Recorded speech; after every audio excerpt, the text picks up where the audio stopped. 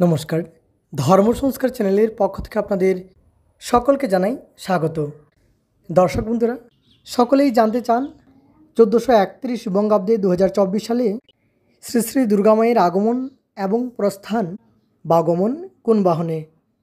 কারণ দেবীর আগমন এবং গমন বা প্রস্থানের বাহন নির্ধারণ করে গোটা বছর আমাদের কেমন যাবে।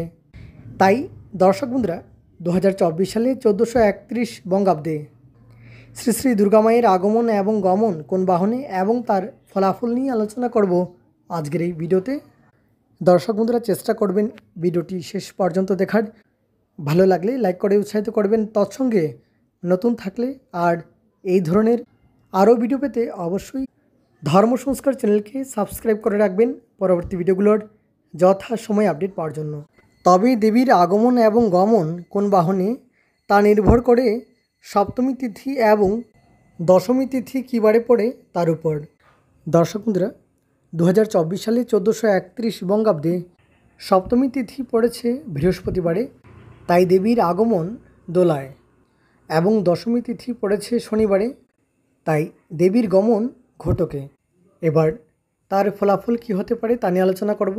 দর্শক বন্ধুরা, এবছর দেবীর দোলায় আগমন এবং দোলা সম্পর্কে শাস্ত্রে বলা হয়েছে দোলায়ম মার্কম ভাবেত, অর্থাৎ দোলায় আগমন হলে যুদ্ধ, মহামারী, অতিমারী, খরা, মনন্তরা, ভূমিকম্প প্রভৃতির প্রভাবে অসংখ্য মানুষের মৃত্যু ঘটার বা মৃত্যু হওয়ার সম্ভাবনা থাকে।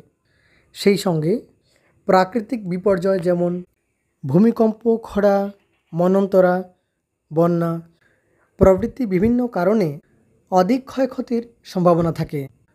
দর্শক বন্ধুরা, তাই দোলায় আগমন বা গমন হলে অসংখ্য মানুষের মৃত্যু এবং সম্পত্তির ক্ষয়ক্ষতির সম্ভাবনা থাকে, তাই দোলায় আগমন অশুভ বলে মনে করা হয়।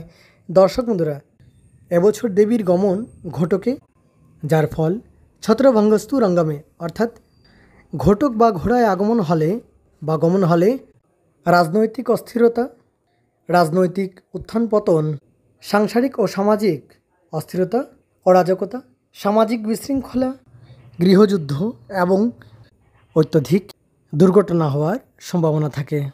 দর্শক বন্ধুরা, তাই দেবীর ঘটকে আগমন বা গমন অশুভ ফল নির্দেশ করে। তবে মায়ের আগমন বা গমন যে কোনো বাহনেই হোক না কেন, মায়ের আশীর্ষে আমাদের সকলের মঙ্গল হবে। তাহলে দর্শক বন্ধুরা, আজকের জন্য এ পর্যন্তই। অনেক অনেক ধন্যবাদ ভিডিওটি শেষ পর্যন্ত দেখার জন্য। জয় মা।